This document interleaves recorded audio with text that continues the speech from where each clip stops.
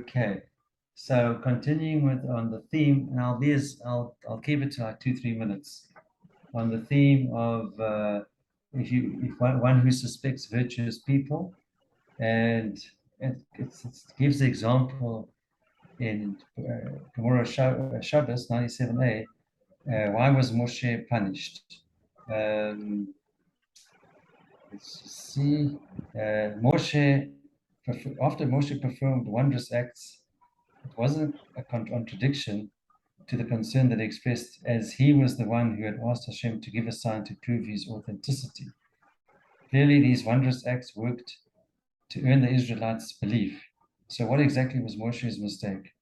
Maharsha answers that Israelites held fast to a divine message passed from father to son among the elders, that the appointed messenger will announce the code words, Bakor Pakarti, Pakarti, proving that Hashem had sent him.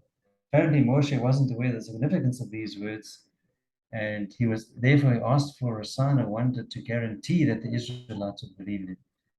We need to understand, how could Moshe be punished for something he did not know and for making a very reasonable and logical assumption? He was punished since Hashem hinted to him by saying they will listen to your voice, connoting that the people will believe it.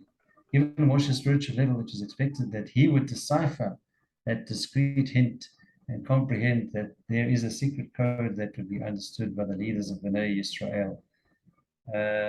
Let's just see here. Okay, then our sages admonished one who suspects virtuous people, while the subject and verb are singular, the object of the verb is of the plural, virtuous. It seems then that being suspicious of a group of people, stereotyping them in a negative way, which is deemed an abrogation of the power of discernment. Perhaps this is the reason Moshe was punished. He faulted an entire people rather than those specific individuals whom he justly surmised would not listen to him. Let's leave it at that so you can. Okay, so that's at different levels, you know. Different levels. It's like a Talmud Chacham can't have a mark on his suit, or as we said, he's not going to go eat a falafel, with the hummus dropping out onto his beard. It's not chashuv. Okay, guys, let's get started. Okay. We've got. I just want to clang this out. So, look, just to summarize the last Gemara, if a ketubah contains a supplement to the statutory amount, okay, which is a tosefet ketubah, you have the ikka ketubah, which is the legal amount or the statutory amount of 100 zuz for a non-virgin, 200 zuz for a virgin. That's untouchable. But if there's a supplementary amount, tosefet ketubah, when the romance is there and he's in love with her and he hasn't married her yet, and he writes down that he wants to owe more than that. If she injures her husband, we require her to waive that supplementary amount to her husband.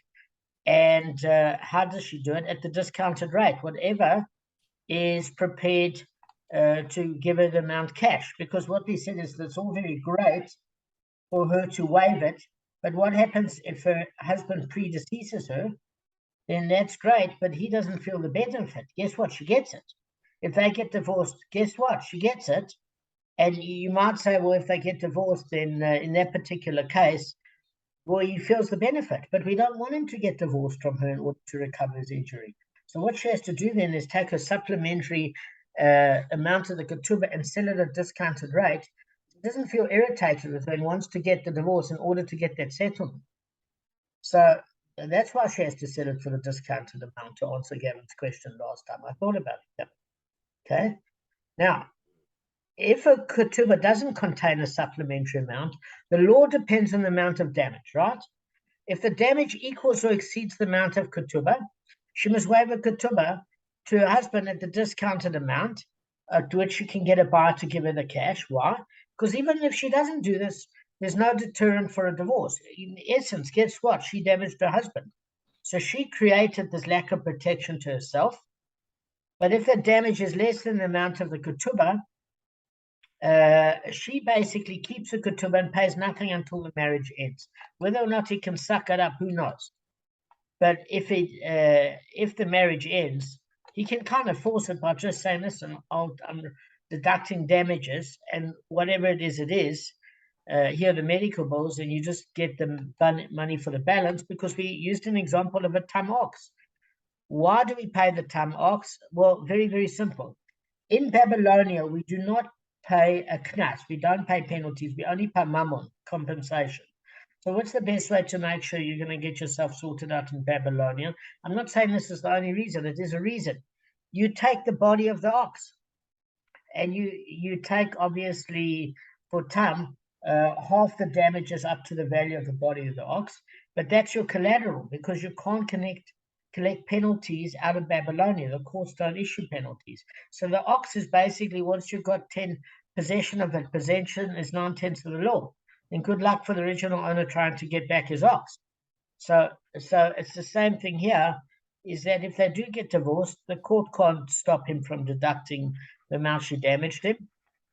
But listen, the foregoing, guys, only holds true, providing that she owns no malog or tzon bazel property. Because if she does, she's got to sell that property at the discounted value, either to her husband or another buyer. The husband might want to buy it from a discounted value, and they could maybe come to a better arrangement. But all it's saying is that there's two distinct prices. The one say that she's off the hook, and the other one says, well, she's only off the hook because we don't want to kill her statutory ketubah and increase the divorce. But if she's got any sort of assets, or she can sell anything, even a supplementary amount for a discounted amount in order to pay her husband now, she's got an obligation to do so. And she doesn't have a protection against divorce if the amount she's damaged actually is equal or supersedes the statutory ketubah, because she's lost that protection. He doesn't want to divorce her, and that's fine, but she lost that protection. Guys, I hope I've summarized it well of what we were holding. Yeah. Fine, let's get on a new topic. All right, Arthur, you waving in and out. Can you hear us? You're at home, you're at your client? Okay, good. All right. So, all right, guys, now we're dealing with another issue. So we're discussing the enactment of Usha. So it's saying, look, shall we say that the enactment of Usha is a subject of dispute amongst the Tanaim? Because I'm going to quote you two different brises, and this is going to be the discussion for the next year. So I want you guys to listen very, very carefully to this. Because if you don't hear this, the rest is finished. Number one, the one brisa taught, Malog slaves go free with the loss of a tooth or an eye inflicted by the wife, but not with the loss of a tooth or eye inflicted by the husband. Okay? In other words, what are we talking about here? Is if you look at Shmot, Exodus chapter 21, verse 26 and 27, it teaches that if a master knocks out an eye or tooth of his Canaanite slave or maidservant, he must set that servant free. So the Brisa rules that if a woman brought a slave into the marriage as malog property, it doesn't have to only be physical property. We're talking about assets. In other words, it's not recorded necessarily in the ketubah. She might have inherited it from her parents. Old Samuel, she might have inherited, worked the cotton fields, who knows? But he now is belonging to the daughter, and at the end of the day, she could have had it, but it's not part of the ketubah where she wants her husband to own. But since they're married, she's saying to him, we'll help around the garden and help around the house and do a bit of domestic and gardening work. So at that particular case, he can use the servant, okay? The husband, even though the wife owns it. I'm just waiting for Gavin. Right. Because it's the husband's property. No, it's not the husband's property. The slave. Carefully. Malog property is property that's recorded in the not recorded in the ketubah, where the husband has use of that property, Usufruct. but he does not own the property. Now, I'm talking about a slave, but you said inflicted damage on the eye. No. You're talking about a slave. Again, it's her slave. It's her slave. Oh, she owns it. She owns it. So we're going to mention she brought it into the marriage. Okay.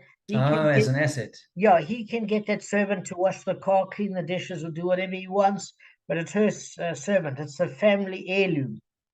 that when the pappy died, she brought it in the marriage, right?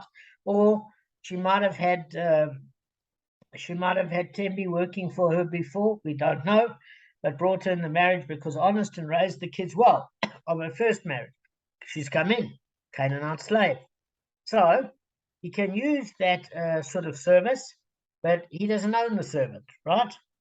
So the Brisa rules that if the woman brought a slave into the marriage as malog property, in which case the husband has use of the slave while the wife owns the slave's essence, and she knocks out the slave's eye or tooth, he goes free.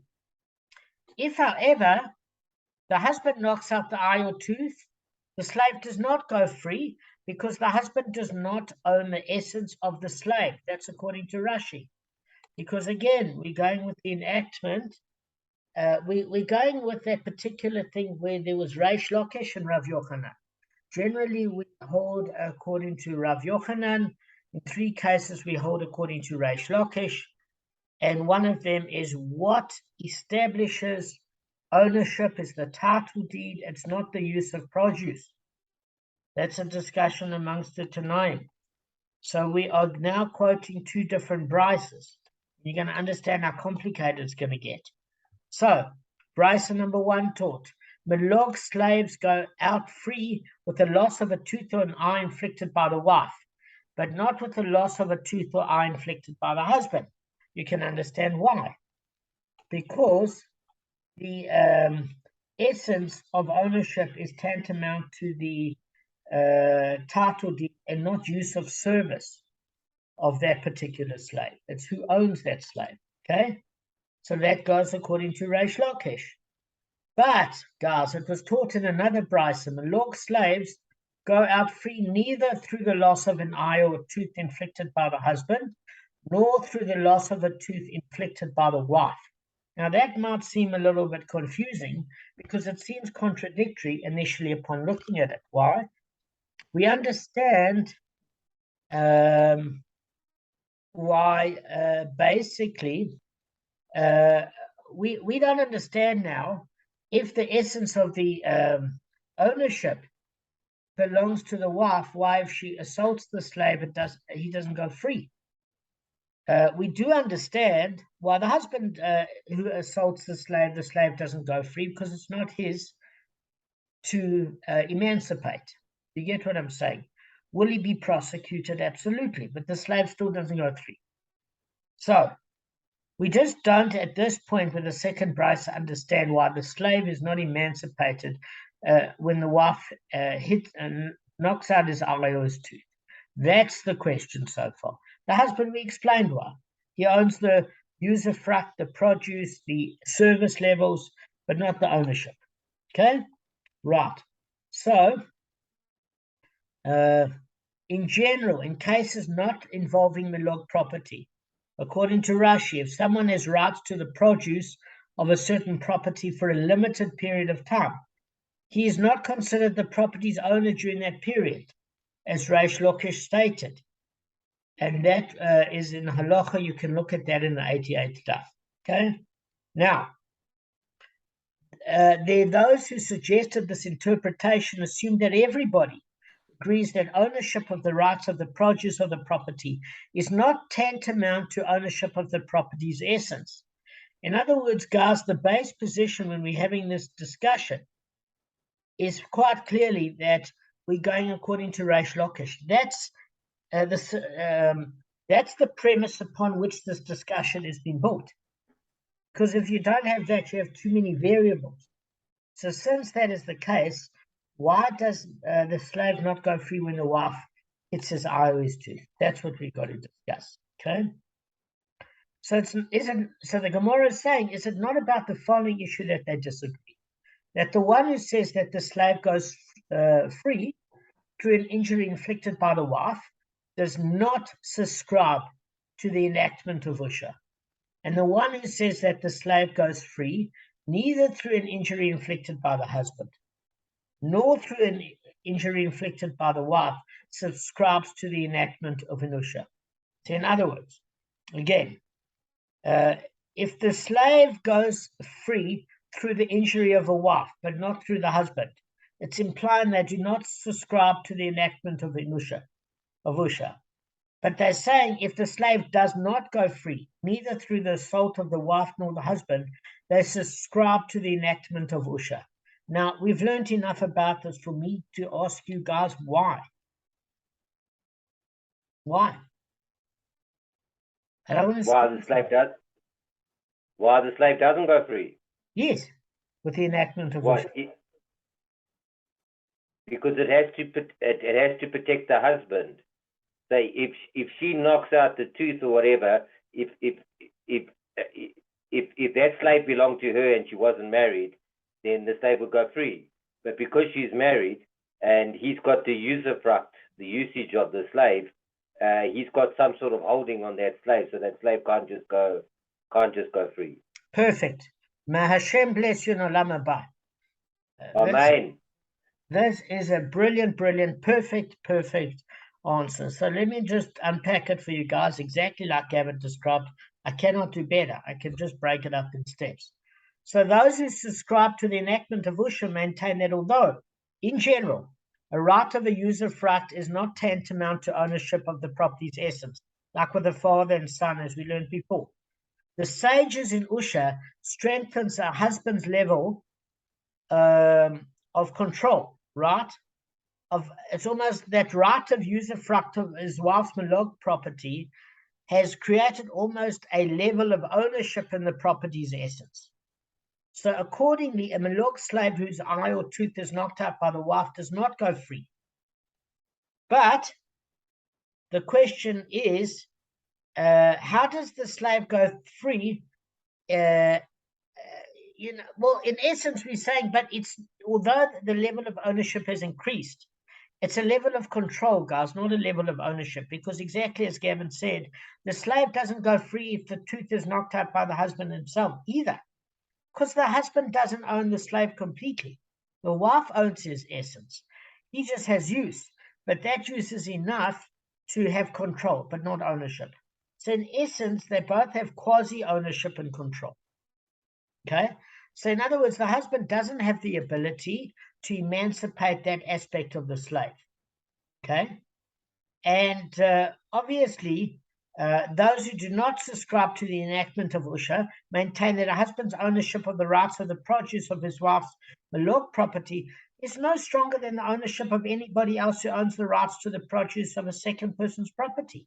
So since the Gemara maintains now that actually the ownership of the rights to the produce of a property is not tantamount to ownership of the property's essence, when the wife knocks out the eye or the tooth of the malog slave, it goes free. So it's not going to come down to that tonight dispute about what is paramount, or what is tantamount to ownership. Is it the usufruct or is it the asset? And we're saying everybody already agrees now it's the asset. But the enactment of Usha creates a lot of power for the husband with regards to the usufruct that the wife hasn't got the authority to emancipate without the husband's permission. Make sense? Exactly as Gavin said. Well done, Gavin. So the Gemara says, okay, let's take it a step further. So that is an explanation. It's not the only way you can explain it. Why? Because there are other possible explanations. Because it may be that everybody subscribes to the enactment of Usha. So, in other words, there might not even be a debate as to who doesn't, if it was developed by the Tanoim. What might be a discussion is here you talk about two different time periods. The time period before the enactment of Usha, where the husband wasn't empowered to the same degree, and he was like any other person that could use the usufruct. He could, in a conditional sale, keep using it, but he had no control over whether the sale took place, like a father and a son. But here, the Tanah of the second brisa was at the time period after the enactment. So we're talking about before and after the enactment. That's why the two brisas contradict itself. That could also be, and it's not about who agrees with the enactment or not. We could be saying that all rabbis agree, but there's only things pre-enactment, post-enactment in terms of time period. Okay? So that's in essence the first statement. There's a second alternative. And if you prefer to say that both Tanaim refer to the period after the enactment, okay, and they both subscribe to the enactment of Usha, then what's the reason of the one who says that the slave goes free for an injury inflicted by the wife but not the husband? In other words, if the husband is considered the owner of the slave's essence with the enactment of Usha, which is so strong that the wife couldn't, he has almost an equal share of control, even though she owns the title deed because of the husband and wife usufruct, how can the wife's action free the slave? That's what it's asking. Because the Tana holds in accordance with Rava. For Rava said, consecration, chamates, and emancipation, relief, an item from a lien. Okay? The wife's action which emancipates the slave, therefore removes the husband's lien upon him. Right. Now what I'm going to do is we've got about 8 minutes left, and this is rather distracting. So I'm going to send another link at this point, guys. Well done, Gavin. I'm impressed.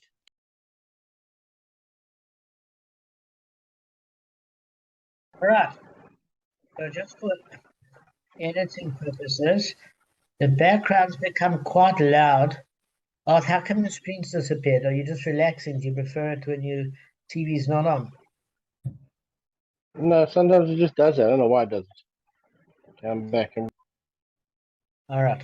So, guys, what we're basically saying is if we're only talking about there's a case before the enactment and after the enactment of Usha, and everybody primarily agrees with the fact that the husband has got unusual control, even though he's got access only to the usufruct, how could it be that the first brisa talks about, if we talk about after the period of the enactment, that the wife hitting the slave in the tooth or the eye sets the slave free?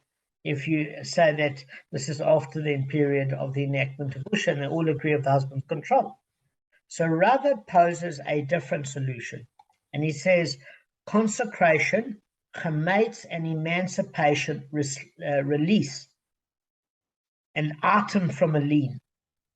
So the wife's action, which emancipates the slave, removes the husband's lien upon him.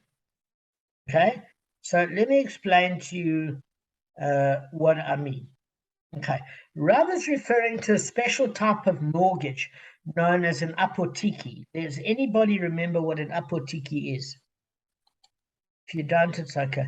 Arthur's done work with Rabbi Khan. What is an apotiki, Arthur?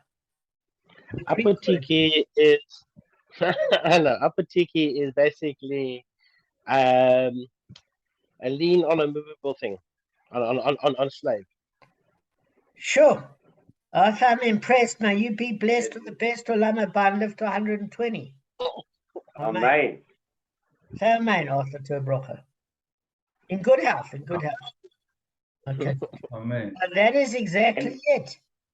So Rava refers to a special type of mortgage known as an apotiki, which is property designated by a debtor for collection in case he's unable to pay his obligation. So Rava rules that even an item designated as an apotiki does not yet belong to the creditor. Rather, until it's collected, it's fully the debtor's, with the creditor holding only a right to collect it for payment. Okay? So it's almost like security, collateral security. Okay? What you would have it today in a modern case is that you would say, if you buy a car, in the contract, if you default on payment, they can take back the car. That's basically it. The asset itself is an apotiki. It's yours. It's not the bank's to do with it what it wants, as long as you can maintain payments. Then that works well. But there is a slight difference here, because here we're dealing with issues of kedusha. So Rava teaches that there are 3 instances in which the lien is nullified, though the debt remains outstanding. Okay, let me tell you what they are. The first one is consecration. So guys, if you mortgage your ox as an apotiki to your creditor, and then he lends you the money, and you give him, and you say, this is your ox, and we brand it, etc., but it's in my possession, and for some reason I consecrate it as an offering. the consecration abrogates the creditor's mortgage, and it forces the creditor to collect the loan from the debtor's other properties. Now, the ox is not considered stolen from the creditor. Why? Because firstly, if it was, you couldn't offer it. Remember, any sort of stolen item is invalidated as an offering. Now, the second aspect is why is it not considered stolen? Because it was simply mortgaged to the creditor, but it was never owned by him. In other words, it was given to him as security. So as long as he had other properties to give the creditor, he didn't have to take it from that particular asset. Okay? Now, Rashi adds a very interesting commentary. He says, look, there's different types of consecrations. If it's Kedushot HaGuf, meaning you actually sacrifice the animal as an offering, then that consecration releases the apotiki as security for the creditor. He must take it from your other properties. But if you donate it to the Mishkan in terms of value, that is a Kudashat Damim, which is what you call monetary sanctuary, okay? Which means it doesn't abrogate a creditor's mortgage. You can look at it in Arachin 23b. So in other words, it's only if you actually sacrifice the animal, not use it in a tzedakah contribution. There's a very, very distinct difference there. Now, interestingly enough, if somebody takes a garment as an apotiki, and you need that garment as a burial shroud, that garment also requires inherent kedusha, and it becomes forbidden for all benefit, and that action too abrogates the lien, which means you need another asset for the creditor to hold as a mortgage. Just a piece of advice: if you keep getting rid of the apotikis, nobody's going to lend you money, and there might be some special people that come around visiting you with a bat, educating you on the ways of keeping up responsibility. That could also happen. So I wouldn't advise you get too cute. The second thing is chametz. What do we mean? Guys, Kabb, you with me? Yeah, I'm with you. Okay. So chametz of a Jew that remains in a Jew's possession during Pesach becomes prohibited forever. Guys, you can't get benefit from it at all. But chametz of a non-Jew is permitted after Pesach. It's in the 28th daf of Pesachim. So if a Jew borrows money from a non-Jew and designates his chametz as an apotiki, when the midday of Erev Pesach arrives, the chametz becomes prohibited and abrogates the non-Jew's lien, and the Jew is obligated to destroy the chametz. That's according to Rashi. But it leaves us with a problem, because in the 30th daf, there's a Mishnah that, well, it says, well, you know, that it doesn't say that this is the problem, but I'm assuming that the problem is that if in a non-Jew in good faith trusted a Jew, and then he used chametz as almost collateral, as a mortgage, and then that chametz needed to be destroyed, it wouldn't create great relationships at all. So what has to happen there is that the chametz of the Jew has to be delivered to the non-Jew. So after Pesach, Gavin, can you put your phone on airplane mode or something during the shir? If I can find it. That's what I was trying to look. I don't know where it is. Okay, I've got it.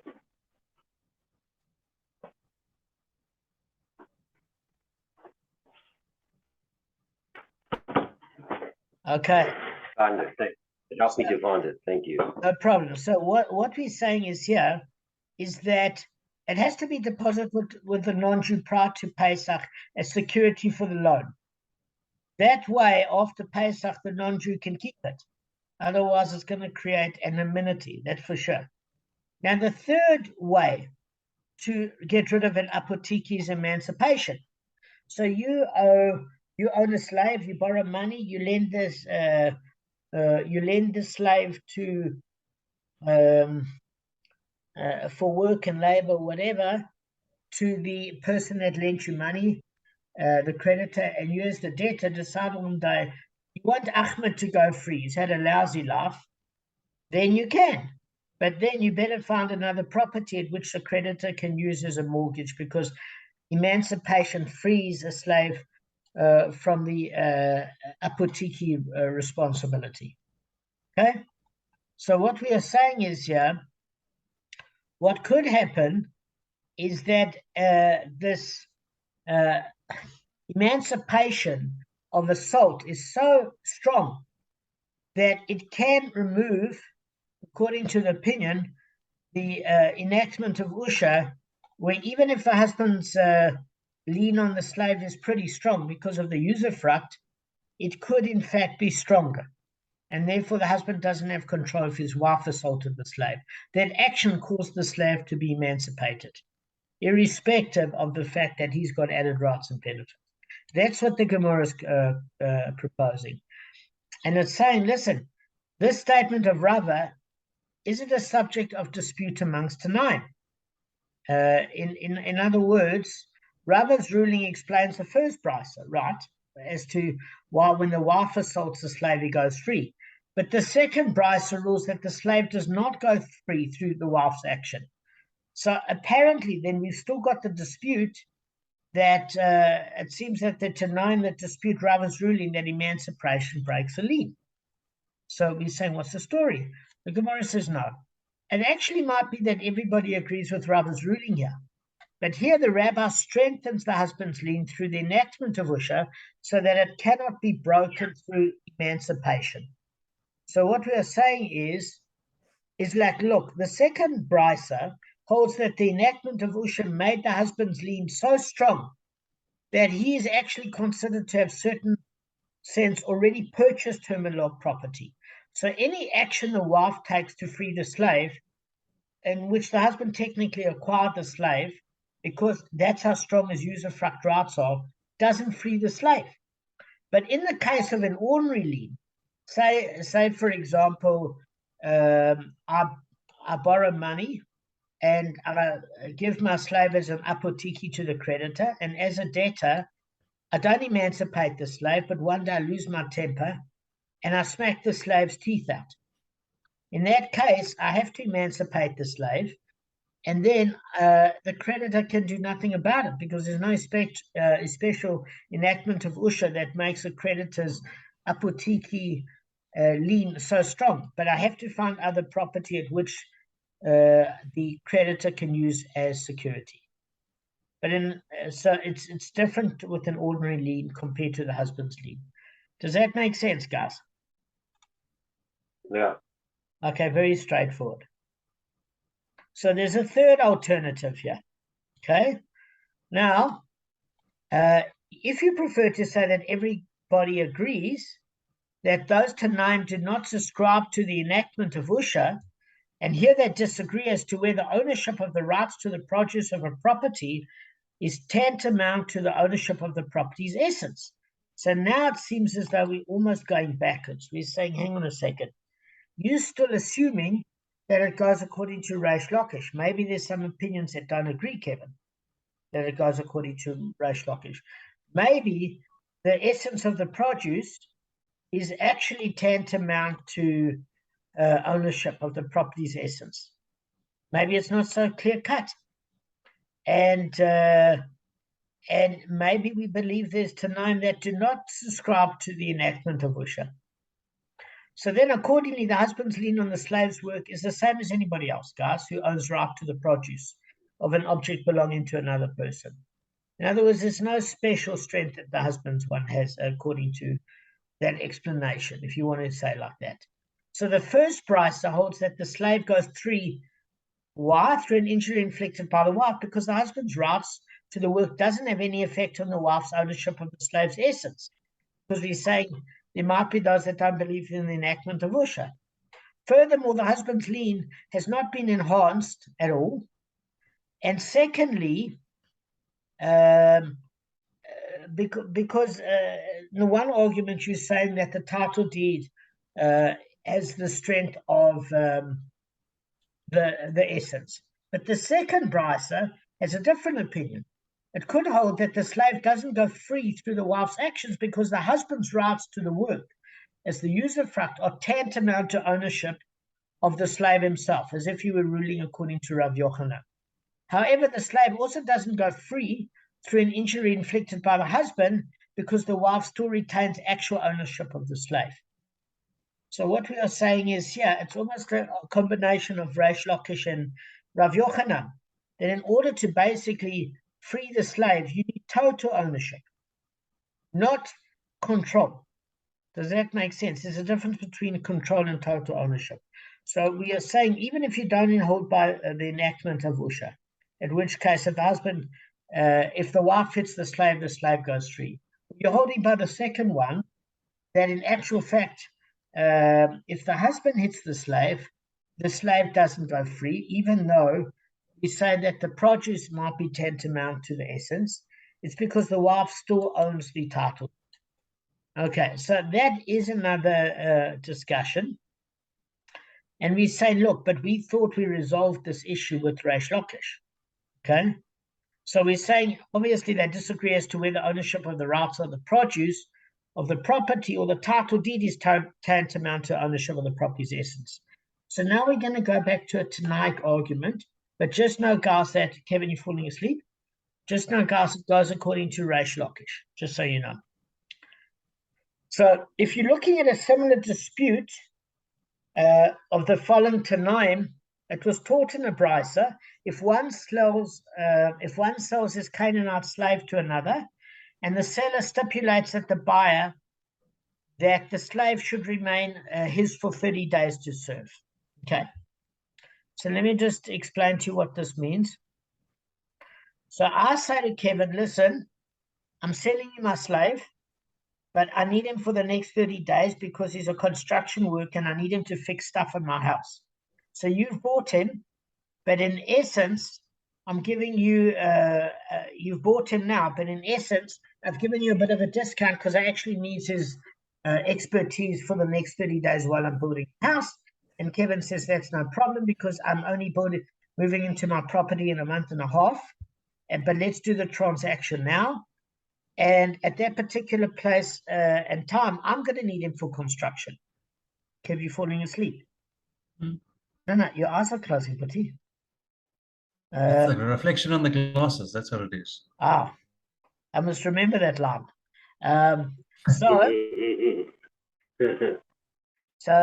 What I was going to say is, so Kevin, what we're saying is, you own the slave. You bought the slave from me. I'm saying to you in the contract, I need him for 30 days to fix up the construction of my house. You don't mind because you're only moving from Cape Town to Johannesburg in 30 days' time. So you don't need his service anyway. You just say to me, Damon, give me a bit of a discount in the sale price. I say yes.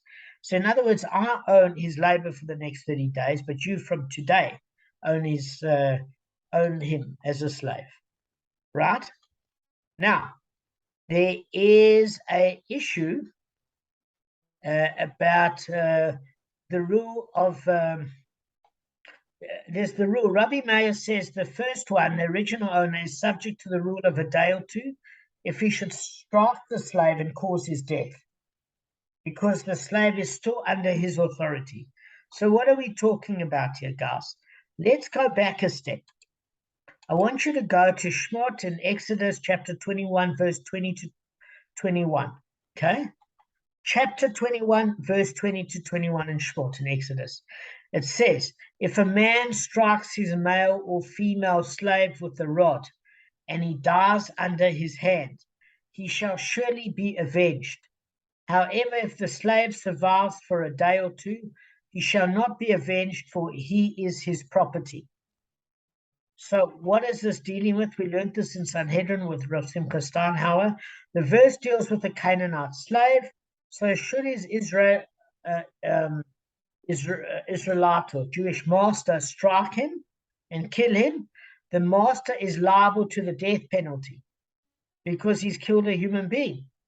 In general, one is liable for murder even if the victim does not die until some time later, as long as the death resulted from the aggressor's blow.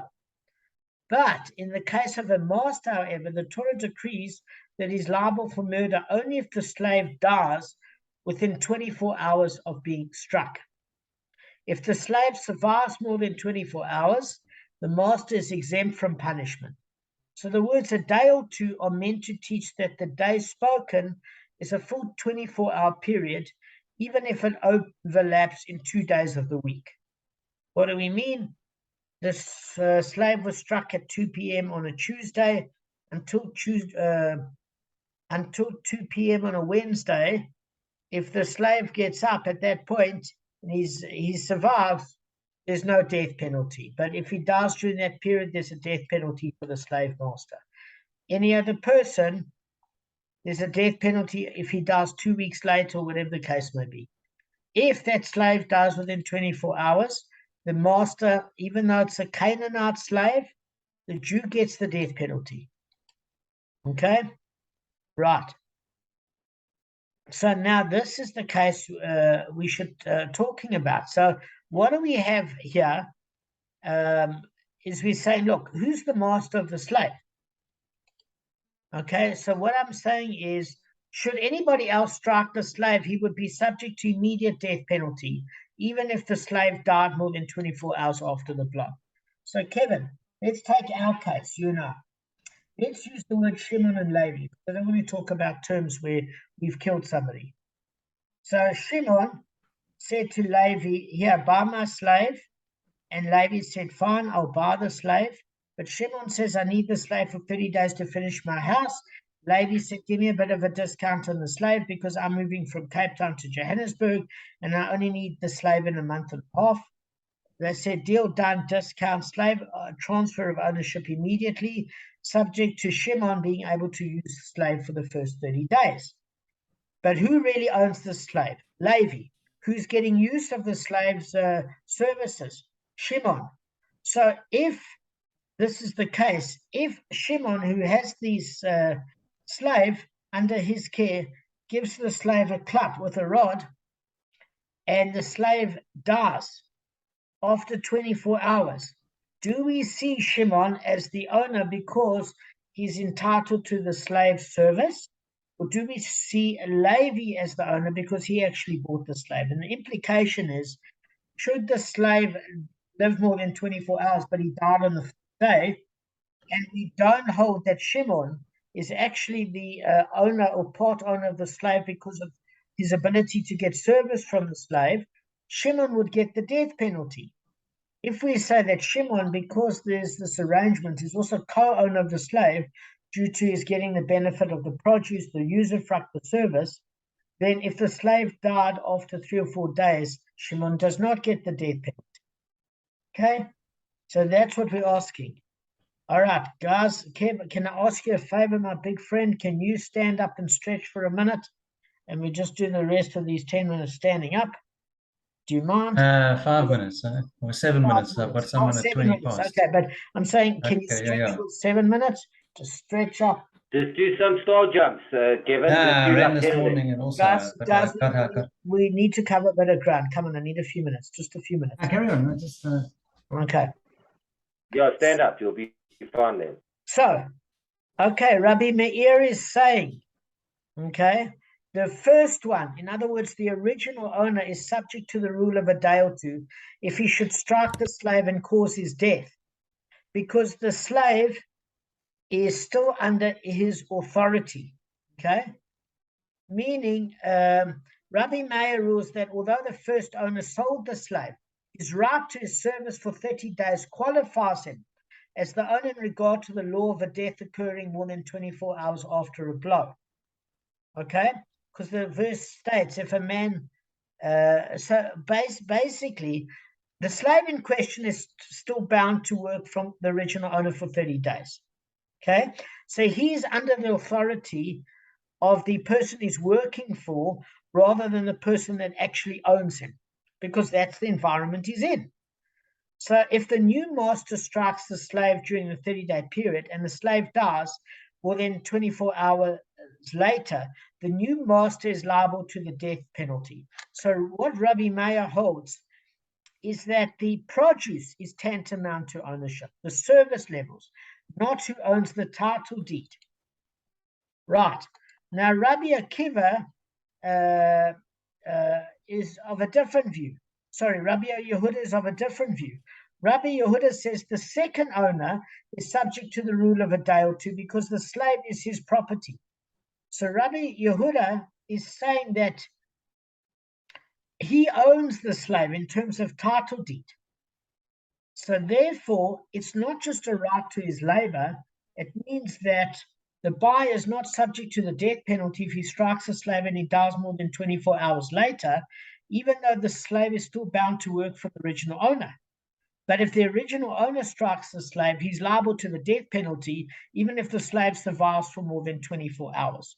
So what we are saying is, they argue on one point. Rabbi Meir says, because he's a Tana, remember, that whoever owns the service, the usufruct, the produce, is in essence tantamount to ownership of the property.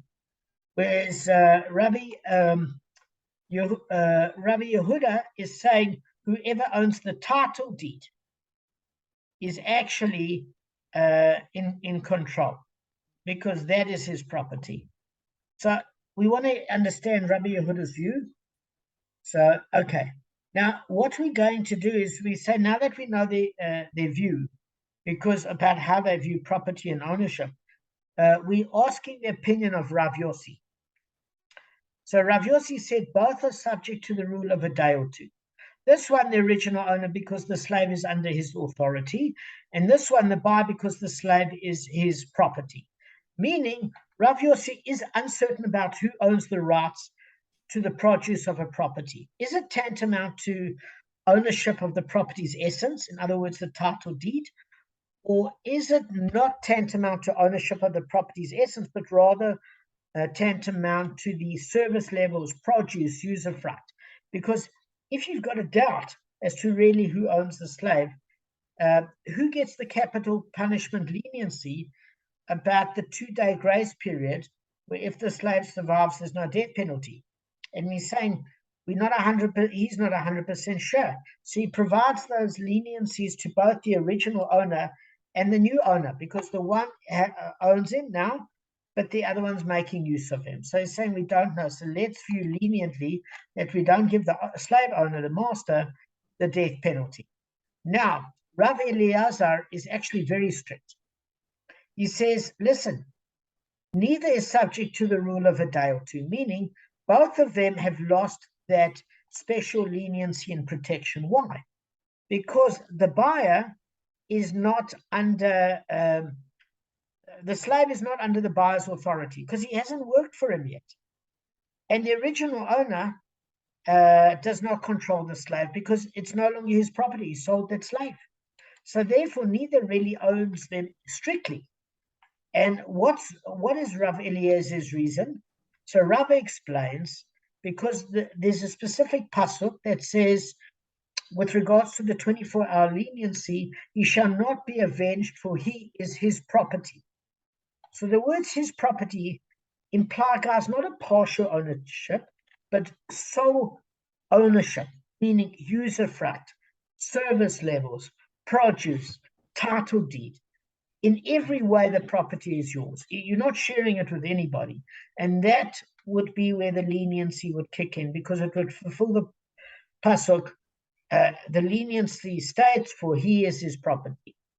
So since in the case, the slave doesn't belong entirely to either the old master or the new, neither slave can maintain strict ownership, and therefore they're not entitled to the leniency. Okay, so how does this relate to a husband and wife?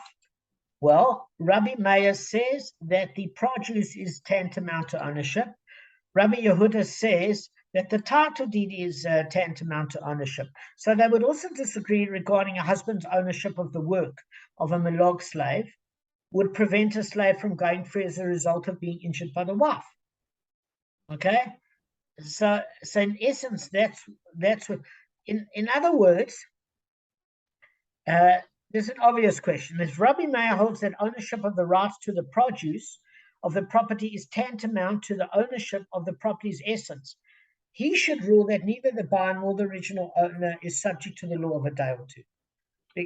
Well, in fact, let's not get back into that. Let's just go into the husband and wife story, okay?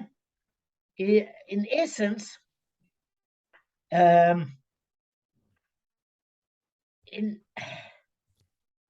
just trying to think of a best way to simplify it.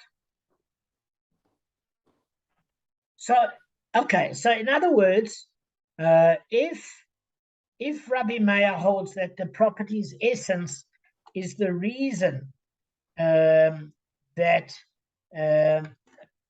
that the husband owns the slave, why doesn't, when the husband hits the slave go free? Because the answer is, even though he feels that way, the reality is that the title deed is with the wife, and we go according to Reish Lakish. Do you get what I'm saying? So it does mimic a previous discussion in the previous argument.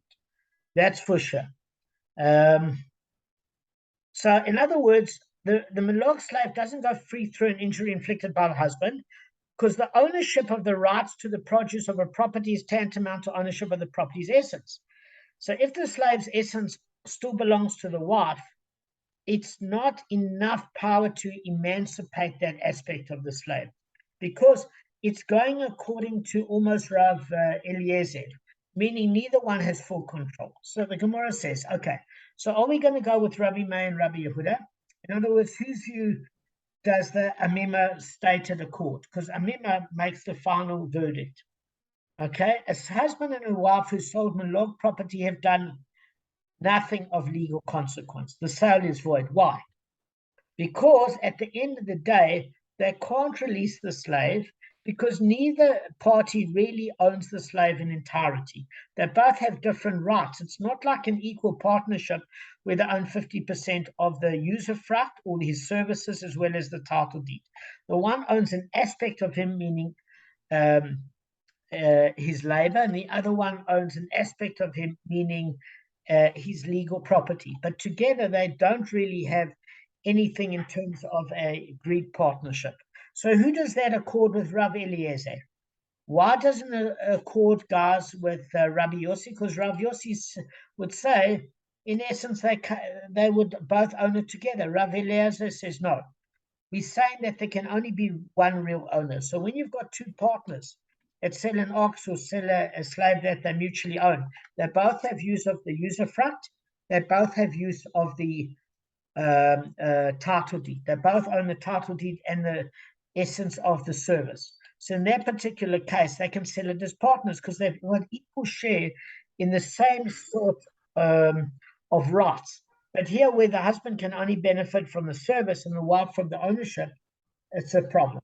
So the Gemara, Yeah, I have to go, Damon. I have to go. I've got to go now. Eh? All right, have you got 30 seconds? 30 seconds, that's all. The Gemara says, Okay. who is the ton of the brisa that the rabbis taught, who is half slave and half free man, and similarly a slave of two partners, do not go out free through tips of limbs that do not regenerate. Rav Mordechai said to Rav Ashi, thus they say in the name of Rava, it is Rav Eliezer. Did not Rav Eliezer say when the verse states his slave is property, it means his sole property? So if basically a slave is half a free man and he's just giving his services, then you can't emancipate him on assault in order that he marry an Israelite, because again, it's a quasi-ownership. So all we go by is Rav Elazar that says, because a husband and a wife don't have full rights of both, you can't emancipate the slave. End of story.